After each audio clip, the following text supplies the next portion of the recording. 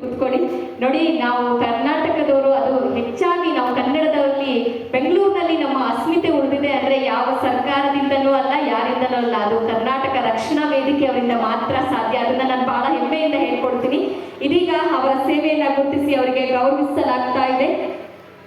ನಮ್ಮ ಹೆಮ್ಮೆಯ ಶಿವರಾಮಯ್ಯ ಗೌಡರು ಪ್ರಬಲ ಧ್ವನಿಯಾಗಿ ನಮ್ಮ ನೆಲ, ಜಲ ಮತ್ತು ಭಾಷೆಯ ಹಕ್ಕುಗಳಿಗಾಗಿ ಸತತವಾಗಿ ಹೋರಾಡುತ್ತಿರುವವರು. ಕನ್ನಡಿಗರ ಕಲ್ಯಾಣಕ್ಕಾಗಿ ನಿಮಗಿರುವ ಅಚಲ ಬದ್ಧತೆಯು ನಮ್ಮ ಸಾಂಸ್ಕೃತಿಕ ಅಸ್ಮಿತೆಗೆ ಸದಾ ಪ್ರೇರಣೆ ಮತ್ತು ಶಕ್ತಿಯನ್ನ ತುಂಬುತ್ತದೆ. ಇಂದು ನಮ್ಮೆಲ್ಲರ ನಡುವೆ ಇದ್ದು ಸಮಾಜವನ್ನ ಮುನ್ನಡೆಸಲು ನಿಮ್ಮ ನಾಯಕತ್ವ ಮತ್ತು ಉಪಸ್ಥಿತಿಗೆ ನಮಗೆ ದೊರೆತಿರುವುದು ನಮ್ಮ ಹೆಮ್ಮೆಯಾಗಿದೆ.